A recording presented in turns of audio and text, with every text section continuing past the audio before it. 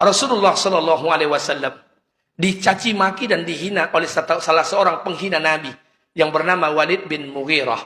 Walid bin Mughirah ini menghina Nabi sangat luar biasa. Sampai-sampai Walid bin Mughirah mengatakan kepada Rasulullah, "Ya Muhammad, tidak adakah orang yang lebih baik lagi yang dipilih oleh Allah sebagai Nabi? Engkau ini miskin. Yang pantas sebagai Nabi itu aku. Aku ini kaya." Kata Walid bin Mughirah, ini penghinaan paling luar biasa. Tidak adakah orang yang lebih baik lagi yang dipilih oleh Allah selain engkau?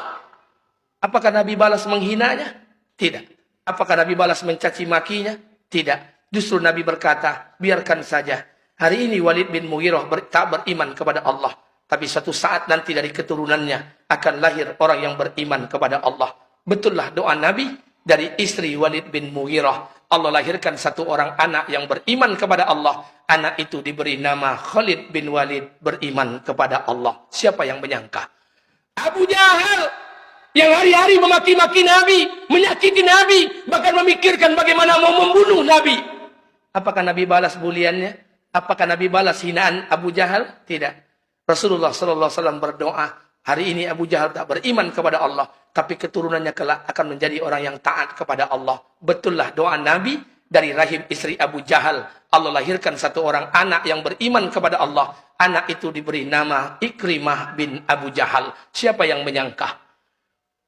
Hadirin yang dimuliakan Allah. Kita berangkat umroh. Kita akan berkunjung ziarah ke Taif. Taif jaraknya 100 km dari Masjidil Haram. Dataran tinggi. Orang-orang Arab kalau hari Jumat refresh dia akan ke Taif. Kena dingin. Di Taif itu kisah Nabi Shallallahu Alaihi Wasallam. Sebelum pelaksanaan Isra dan Mi'raj. Sebelum terjadi peristiwa Isra dan Mi'raj. Istri Nabi meninggal dunia. Paman Nabi Abu Talib meninggal dunia. Kemudian dakwah Nabi tak diterima lagi di kota Mekah. Maka Nabi pergi ke Taif 100 km dari Masjidil Haram. Apa yang dilakukan Nabi? Nabi ingin menjumpai satu kaum bernama Bani Saqif. Dengan berharap dakwah Nabi diterima di Taif. Apa yang terjadi? 10 hari Nabi di kota Taif. Dakwah Nabi tak diterima di kota Taif. Bani Saqif bukannya menyambut Nabi, malah melempar Nabi dengan batu dan kotoran unta. Menetes air mata Nabi, berdarah kepala Nabi sampai dengan kaki. Dari sana Nabi keluar dilempar oleh orang-orang Taif, singgah di sebuah kebun kurma milik seorang Yahudi, hamba sahayanya bernama Addas. Kalau kita berangkat umroh, kita akan ketemu dengan masjid kecil bernama Masjid Addas. Addas itulah yang memberikan setangkai anggur kepada Nabi ketika kepala Nabi berlumuran darah, dilempar oleh orang-orang Taif dengan batu dan kotoran unta. Dari sanalah Nabi berangkat, pergi berjalan ke tempat orang mengambil mikor kornin manazil. Kemudian Nabi berdoa dengan doa yang sangat luar biasa. Apa doa Nabi di Taif? Ya Allah, aku kadukan urusanku. Aku kadukan kelemahan dan kebodohanku dalam urusanku kepada manusia. Mau kau serahkan aku kepada orang Taif yang akan membunuhku, atau kau jaga aku di bawah kasih sayangmu. Tidaklah mengapa ya Allah, asalkan kau jangan membenciku, asalkan kau jangan marah kepadaku. Doa Nabi menggetarkan aras. Allah perintahkan 2 malaikat penjaga bukit Taif datang kepada Nabi. Apa kata malaikat? Ya Rasulullah, perintahkan kami saat ini juga. Perintahkan kami. Kalau kau ingin perintahkan kami hancurkan Taif, kami akan hancurkan 2 bukit Taif ini. Kami matikan orang Taif hari ini juga. Tapi apa kata Nabi? Jangan. Hari ini orang Taif tidak beriman kepada Allah. Tapi suatu saat dari lembah ini akan lahirlah orang yang menyebut nama Allah Subhanahu wa Ta'ala. Betullah doa Nabi.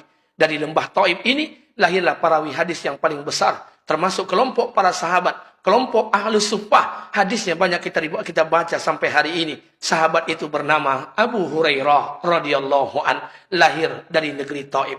Bahkan Ibnu Abbas sebelum meninggal dunia, dia tidak ingin dimakamkan di Mekah, tidak ingin dimakamkan di Madinah. Begitu tingginya makam di Mekah dan Madinah.